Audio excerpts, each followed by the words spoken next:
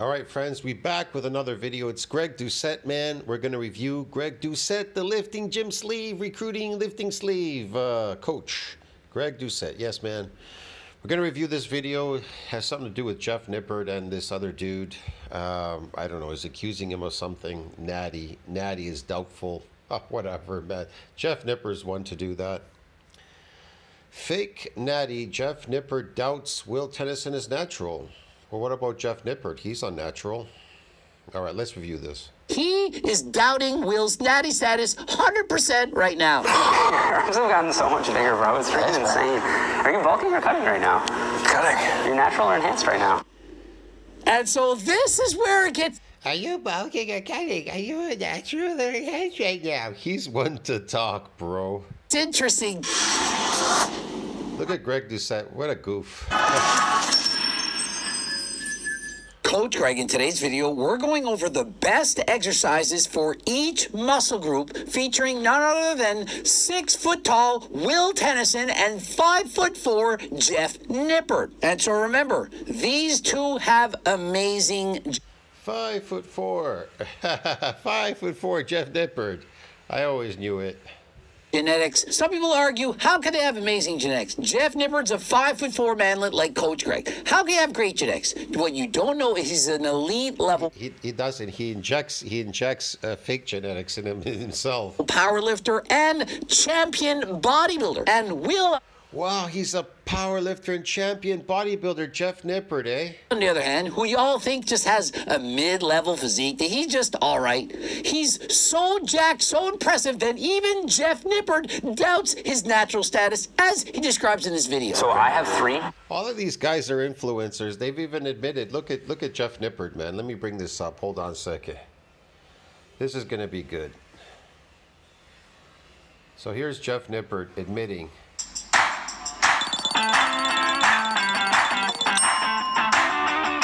Years old and doing my first bodybuilding competition. This is something I actually haven't shared on the channel before, but I had This is something he hasn't shared before. essentially made the decision to use anabolic substances at around 4 weeks out. My mentors and my friends at the time were basically saying to me, you know, if you take this and that, and I forget exactly what it was, but I think one of the supplements was Winstraw, and they were basically like, if you use this, you have the genetics and you're in a spot now where I think you could win the whole show. And to me at 19 years old, this was... Here's the thing, man. The show is a drug tested show. He cheated. He ordered these steroids and he took them so he could beat people in a natural show, so he could win the show. Listen to what he says. Extremely motivating to me, and I was basically like, you know what, I'll use it. I've put all this hard work and dedication into this show, and given everything I've put into it, it was basically worth it for me to just do it. It was just some pills I had to take, and then I would win, and kind of just... See, I put all this hard work, I would just take these tablets, and then I would win, right? I would cheat, and then I would win. Like, he didn't say that... He didn't say that they would measure him up against other people and win the competition fairly. He just said I would take these pills and I would win. So what does that tell you? If you take steroids, you're going to what? You're going to win. How are you going to win?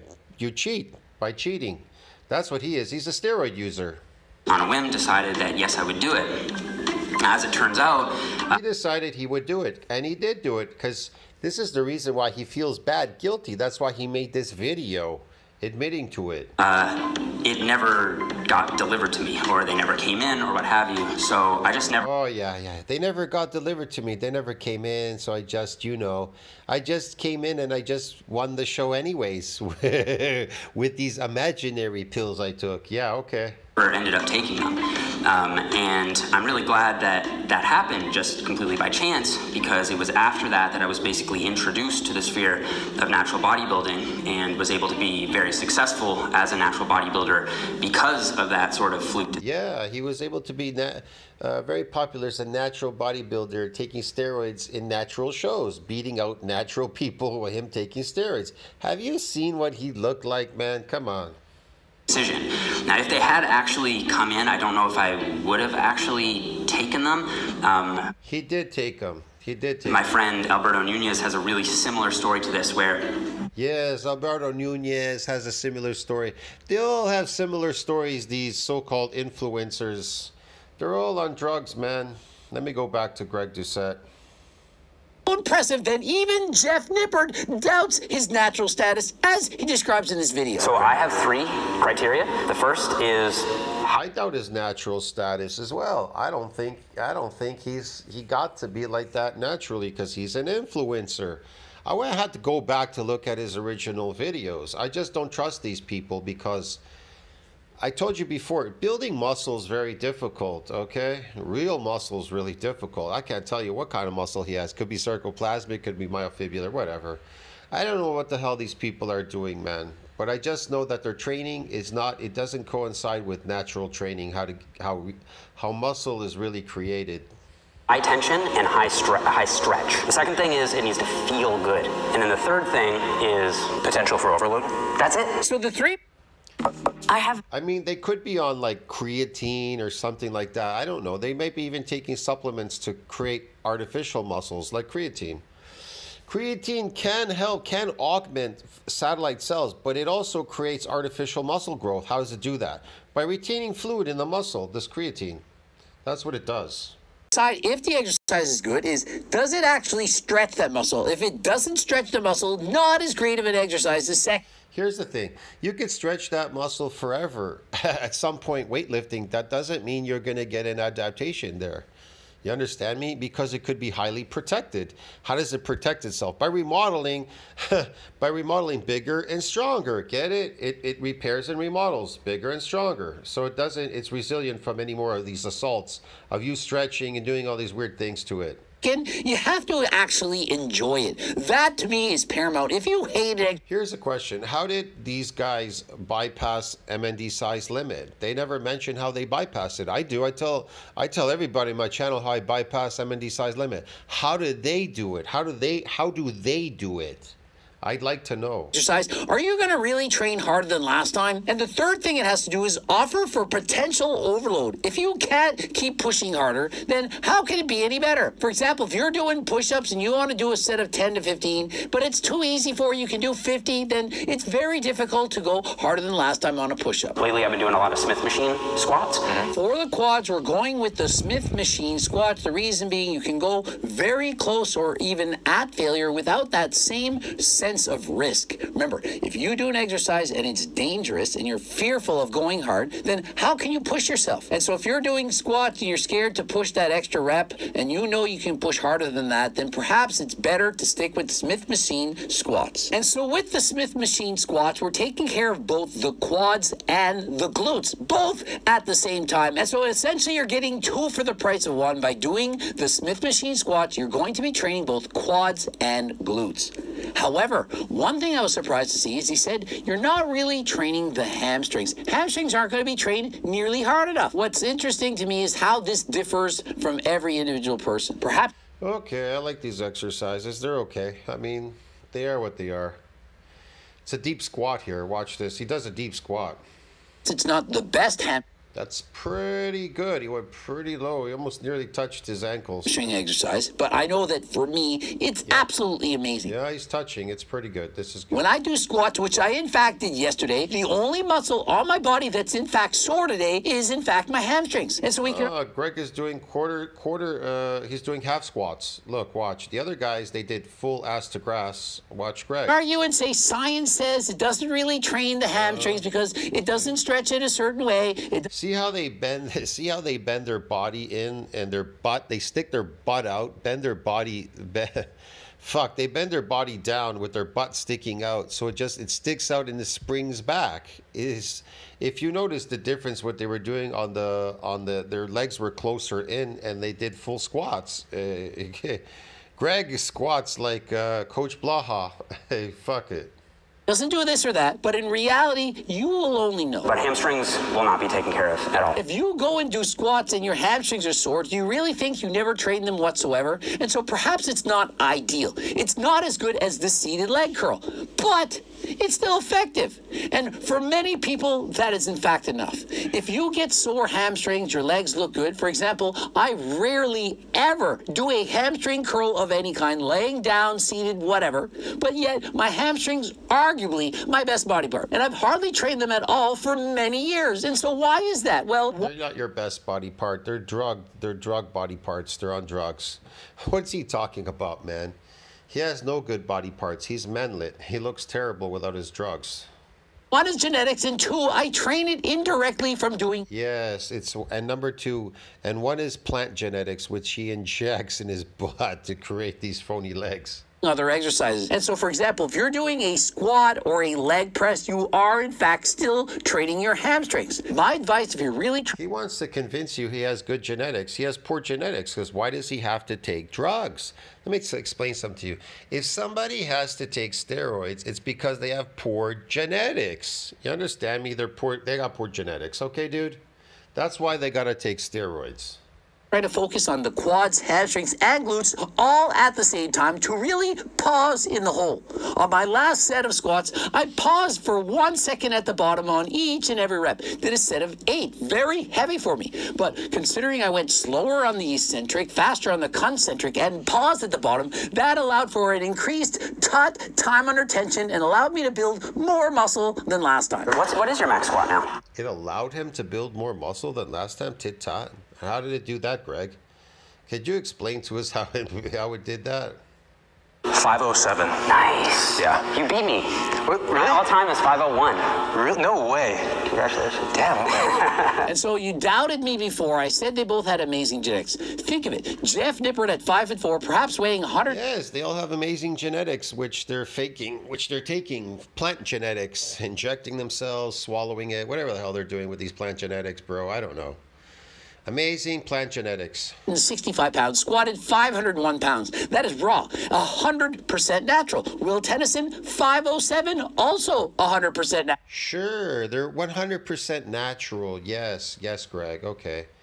Whatever. Those are big lifts. Anything over 500 pounds for squat when you're under 200 pounds, that is a very impressive lift. Bro, your quads have gotten bigger too, man. Hit number. Why does it have to be if you're under a certain weight and you lift something that's impressive? Ants lift 10 times their body weight. Is that impressive? One that Jeff Nippard doubts and Will Tennyson's natty status is, wow, look at your quads. They've grown tremendously since the last time I've seen you. Remember, they've done a video in the past, perhaps it was 2 years ago, and since then, Will Tennyson has put on tremendous size. Many of you are going to say, oh, he went on a bulk. Yeah, sure he did. But has he got... Bulks don't grow muscles. Man, I don't know what the hell these people are talking about. He went on a bulk. He went on a bulk and that magically bypassed MND size limit. Bulks don't bypass MND size limit. Adaptations do. Oh, man. People want to know, how do you bypass myonuclear domain size limit, where the progenitor is beyond where it could donate any extra nuclei to that domain to support further muscle growth during hypertrophic process reaches a ceiling limit? It's easy. You need an adaptation. Okay, you get an adaptation, it'll support further muscle growth. The satellite cell. Okay, I'll donate its nuclei, synthesize protein. But bulk diets don't get over myonuclear domain size limit. You can bulk forever and nothing's gonna happen. Okay, it's not gonna force it. It doesn't for a bulk. Bulking doesn't get the progenitor cell to come out of quiescence. What gets it to come out is an adaptation. In fact, I believe in his last DEXA scan, they said he was 9.7% body fat, something to that extent. And so I don't believe he's actually that lean in the real world using my laser eyes, but I do believe he's under 12% body. Yeah, he's like what I am right now. I think 12. I'm like 12%. I think, yeah, 12%. And it's dropping. I'm at 12%. 12, 11%, it's dropping. Yeah, definitely.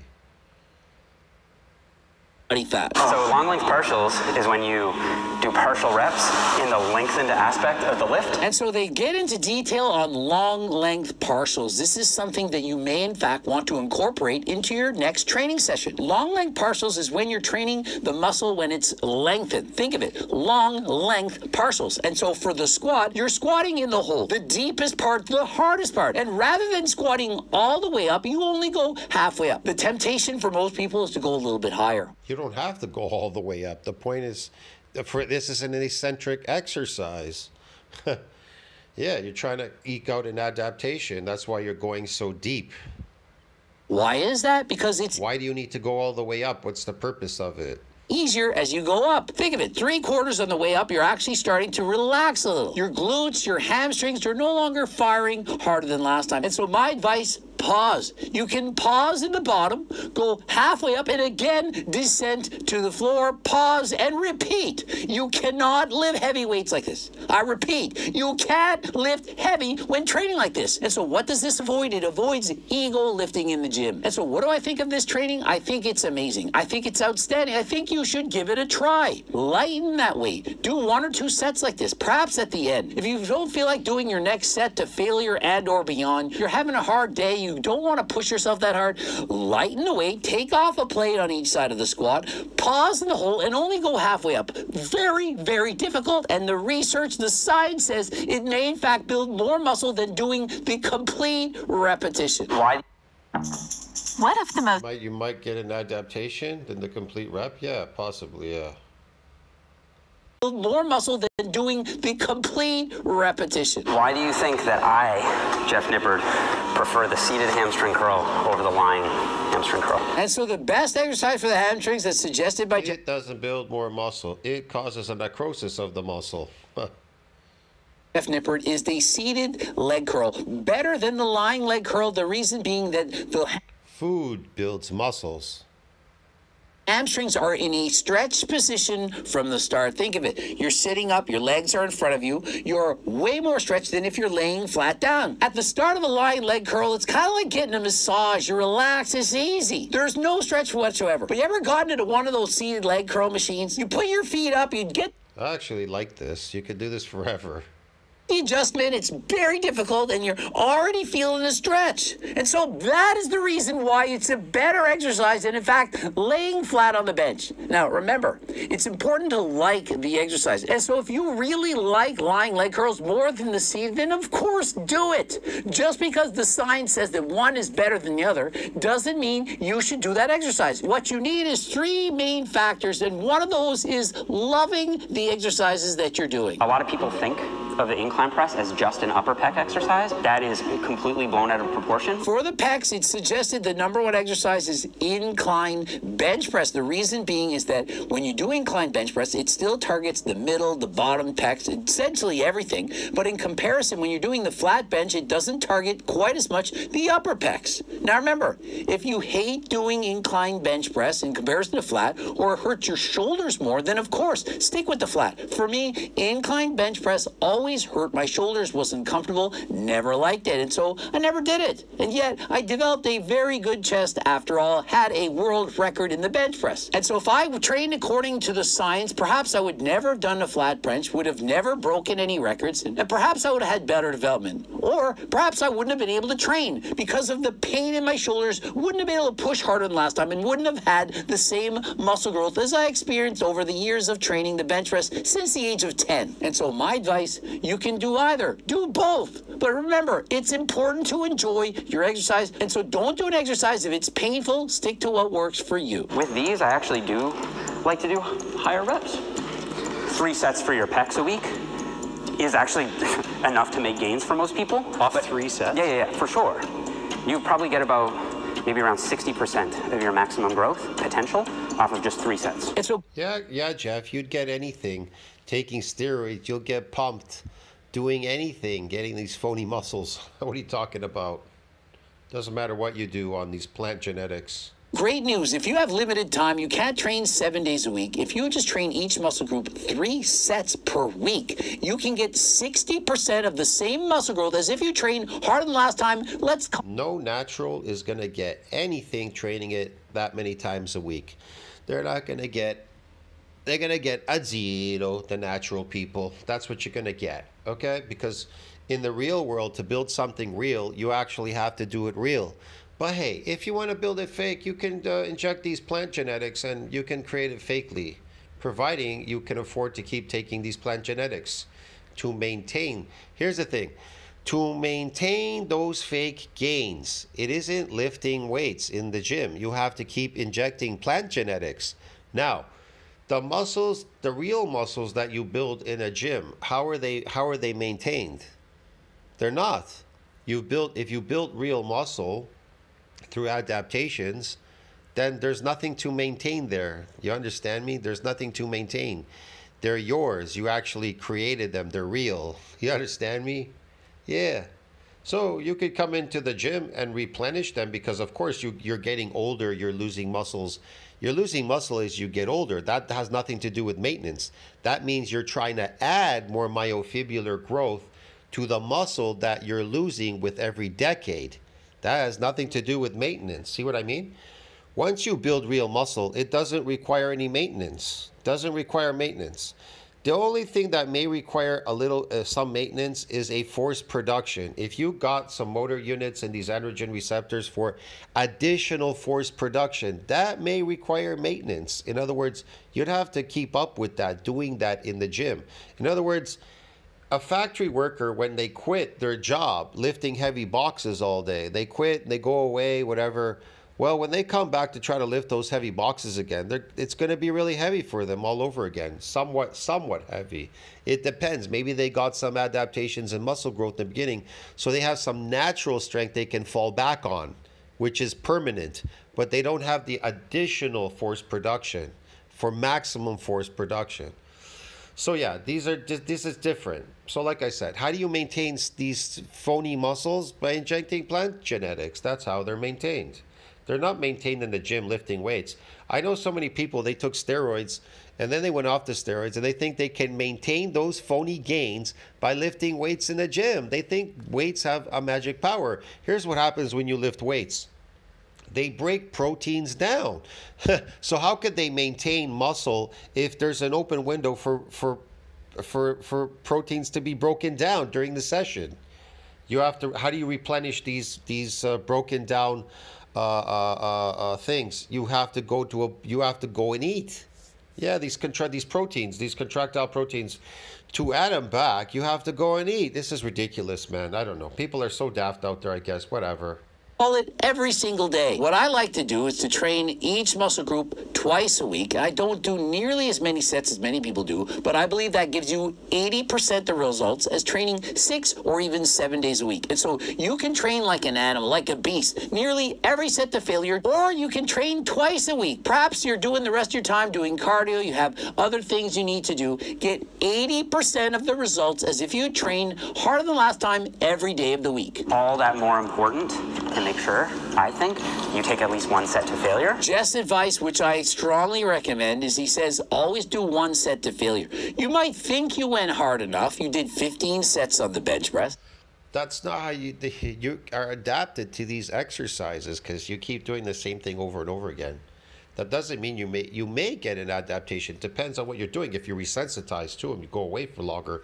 The more you do, the more, here's the thing, the more you do of something, the less you become desensitized to it. And these muscles, they're resilient from getting more adaptations. That's the problem. That's why less is more, more is less. You understand this? Listen to this. Less is more and more is less. When you do more, you get less. Why do you get less when you do more? Because it's protected and you're desensitized. That's it. But did you, in fact, push yourself all out? Because you might have done a set of 15 and realized you could have done 20. Most people, as in perhaps 95% of people in the gym. I say that too sometimes. I mean, yeah, you went to 10 or 12, maybe 15, but you could have eked out 30. See what I mean? You could have done 30. Don't train hard enough to maximize your muscle growth. And so my advice, if you're 95% of people... to maximize the adaptation. To get an adaptation, you can maximize it by going higher in repetition, doing that heavy weight. people is to train harder. How hard? Harder than the last time. How many years do I have to explain this? Harder than the last time. Harder than the time before. For back? Yeah, but if you train harder than the last time, like Greg says, and you're adapted, then you're not doing anything but accelerated aging and destroying your body. I think it's one of the rare muscles where you really do want two types of exercises. One is a vertical pull and one is a horizontal pull. And next up for the back, you need two exercises. I've been saying this for years. You need one where you're pulling down, one where you're pulling towards the body. And so pulling towards the body, they're doing a chest supported roll. I 100% agree with this, as it's allowing you to stay stable. You don't need to use your lower back. And so you can concentrate on pushing hard as you can on that very exercise. You want to think about like rounding this out, so like allowing your shoulder blades to pull apart and then squeeze them together as you come up. And so literally stretch at the bottom, feel it round out slightly, and squeeze. Squeeze harder than last time. Don't Squeeze. forget to go slower on the downwards motion, the eccentric, Would it really matter? He's taking steroids, bro. Whatever. and faster on the way up. And if you can, pause at the top. Do that for every single rep, and please do not ego lift in the gym. I think going to failure on a pull down is more fun. Oh, absolutely. Yeah. So yeah, let's do that. And so there you have it. Next for your back, you can do either a pull up or a pull down. Jeff says it's more fun to go to failure on a pull down. And so they're choosing what's more fun. And so let that be a lesson for you. There perhaps is one that's better than the other, but reality is, what do you really enjoy? Which one are you more likely to push harder on? Your arms have gotten so much bigger, bro. It's really insane. Are you bulking or cutting right now? And so this is Here we go with the fake bulking and cutting. where it gets interesting. Jeff Nippard watching Will doing the pull downs. He's literally looking at all that muscle. He's thinking, Of course, Jeff cheated. I told you in the beginning of the video, he took steroids. That's why he has to ask all these other people, because he's got poor genetics. He's a manlet. He can't believe that somebody could have that these guys who have better genetics than him could have better genetics. Get it? They must be doing something fake because they have better genetics than me. seriously, dude, you put on all this muscle. Are you bulking? You've gotten much bigger since I've last seen you. Remember, much bigger. Not a little bit. Yeah, he looks puffy. He looks puffy is what it is, really. The truth is he looks puffy. Like Jeff. Look at Jeff here at the side post. He looks puffy. That's type of sarcoplasmic hypertrophy. When you look buffed out puffy, that's sarcoplasmic. It buffs you out. Think about it.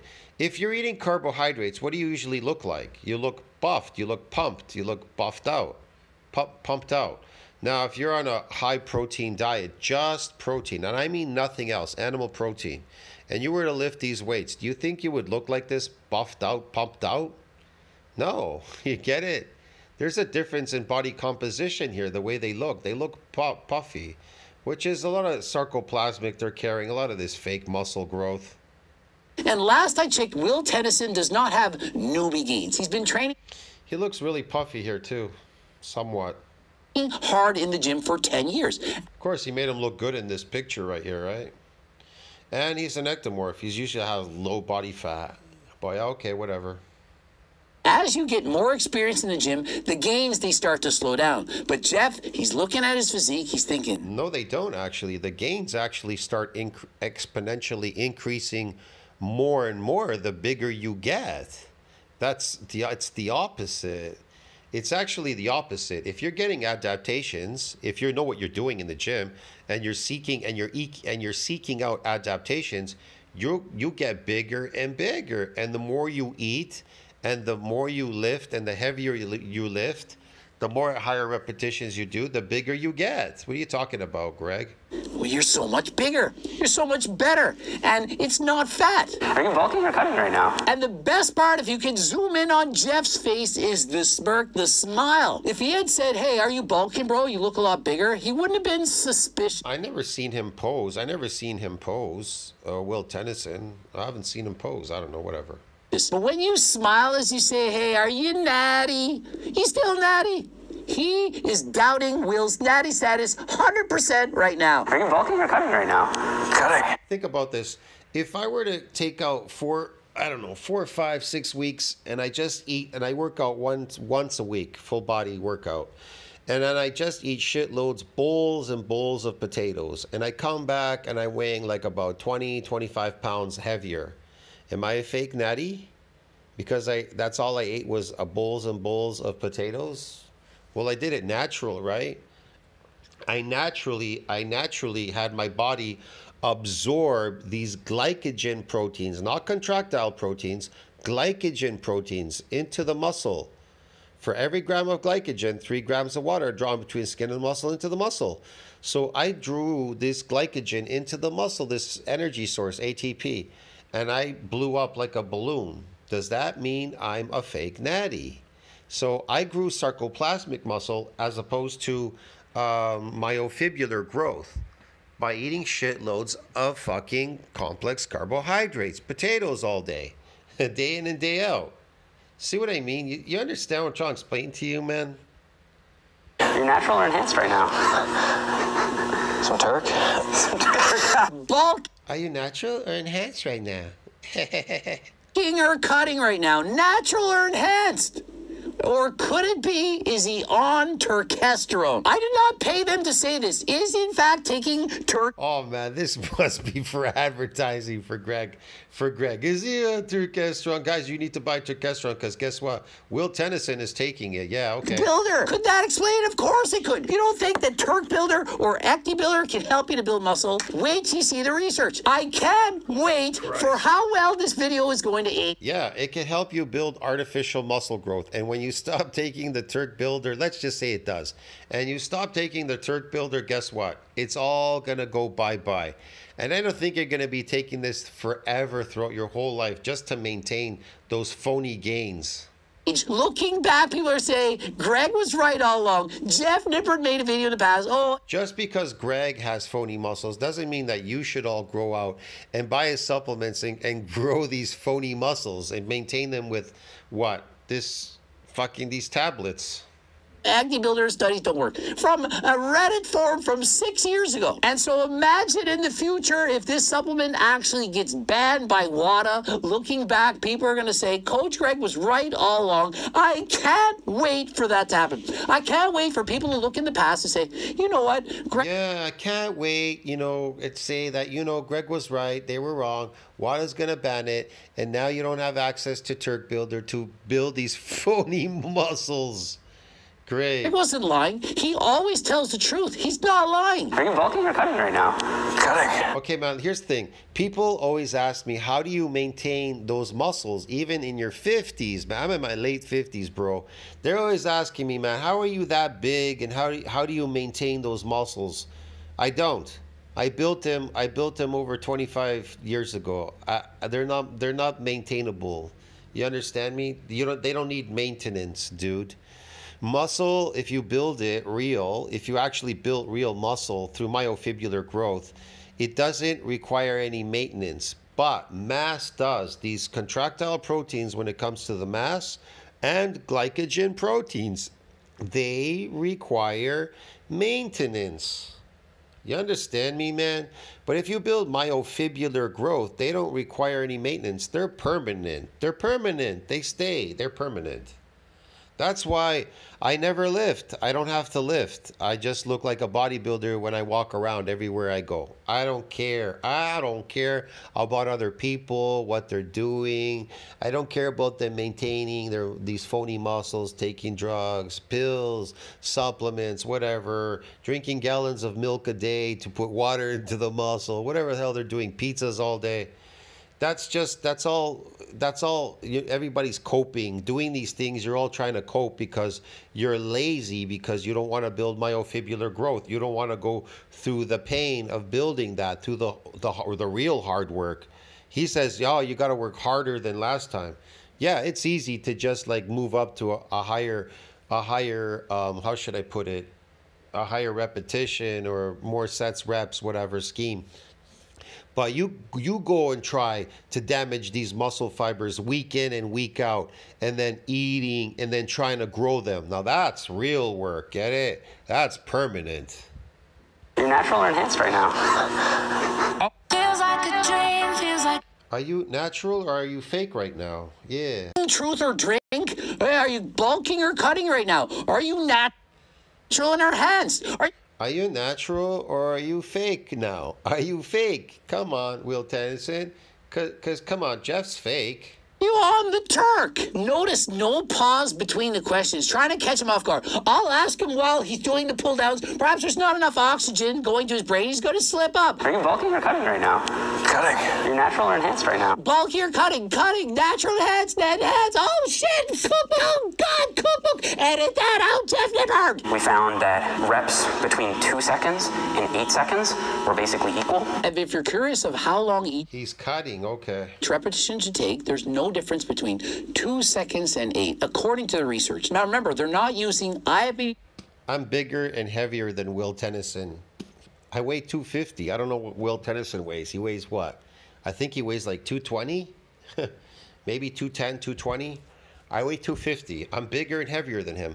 I have bigger calves, bigger legs, bigger arms, bigger shoulders, bigger chest, bigger back than Will Tennyson. pro I'm denser. My muscles are denser than Will Tennyson. Tennyson's muscles. He's carrying a lot of sarcoplasmic. I'm not stupid. enhanced athletes to do these studies. And so we don't know for sure, but for most people, somewhere between 2 to 8 seconds is going to build the most amount of muscle. My advice, mix it up. Perhaps some of your sets, you're going quick. See, 1 or 2, between that 1 or 2 rep, that's what's going to build the most muscle. It's going to build it magically. The weight is going to magically put muscles in there for you and build them magically, yes. Only 2 seconds. Others, perhaps they're 4, maybe even 8 seconds. You're going very, very slow. But the key take home is control the eccentric. I'm telling you, try to go twice as slow on the way down as on the way up. And so if it takes you 1 second to lift the weight up, try to slowly lower it down for 2 seconds, exhibiting more control than last time. One thing I've been doing lately is actually raising the height of the cable. For the side delt, they're suggesting the cable laterals. Now, for me, I don't like it because it's one arm at a time. When I'm in the gym, I don't want to spend as much time. I like training both sides at the same time. Now, if I can do lateral raises with both arms at the same time, no problem. But to use one arm at a time, perhaps doing a set for 30 or 40 seconds and then have to stop and do the other,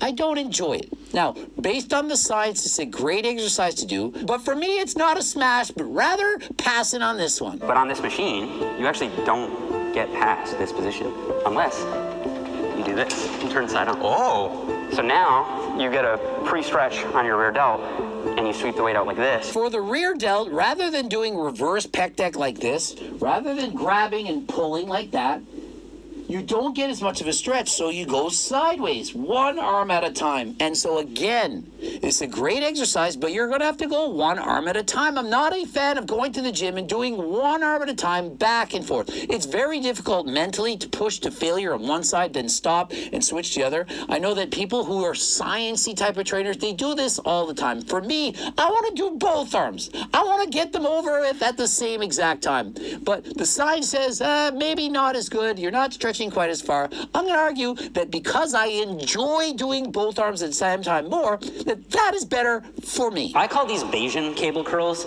same as the lateral raises. My bicep will experience peak tension when there's a 90-degree angle between my forearm and the cable. And so for biceps curls, lean forward with a cable with the bar up a bit higher, increasing the tension more so at the bottom. Remember, the deep stretch of the body, that is where you're going to build the most muscle, at least based on science. And so if you want to do these exercises, by all means. But if you simply enjoy those barbell curls or dumbbell curls, remember, this is just what the science is saying. Don't forget, you need to love an exercise. And so if you go to the gym and you're only using cables all the This is what the science says. Okay, whatever. time, one arm at a time, and it's not for you, then forget about it. You can watch Sam Sulik and just go more balls to the wall than last time. So if we want a stretch, we're going to achieve that. Yes, natural guys, do what all these steroid dudes do. Do all their workouts, and guess what? You're gonna complain why it's not working. And then, oh, fake natty and all that kind of stuff, yeah. By putting the arm up overhead. For the triceps, best exercise, overhead tricep extensions. Stretch all the way to the bottom and squeeze. I definitely like those behind the neck for sure. Yeah. I do them with dumbbells, barbell, you could, whatever, even cable. Cables are better, man. All the way to the top. Remember to slowly lower the weight, keep constant tension on the muscle, and to really feel the burn. I do kickbacks this way. I'll show you. I just kind of lean back so that I can get my arm behind my torso. And the last exercise on the list was tricep kickbacks, of which I'm going to completely discourage. I think it's one of the worst exercises you can do for the triceps. The funny part is he's standing up when he's doing this. I lean down now. I lean my whole body down when I'm doing these tricep extensions from behind the neck because I want the weight to pull my arm back up. It's the whole point. So I'm not going to list it as one of the best exercises to do for the triceps when I simply don't enjoy it, and I don't think it's as effective as several other exercises. And so, of course, again, the force going down, it's on the up force that the eccentric is happening with the tricep, man. Yeah. Interested in any of the supplements, the clothing line, the cookbooks, training books, all that stuff, visit the website, code Greg, 15% off. And if you could leave a like, it would help the algorithm. Of course, yes, of course, Greg. We'll do that right away, Greg. Hard. We know your channel stopped growing. It's not growing anymore. It's failing now. I guess people have caught on to you. Last time, ending it here. Subscribe, click the bell button, watch one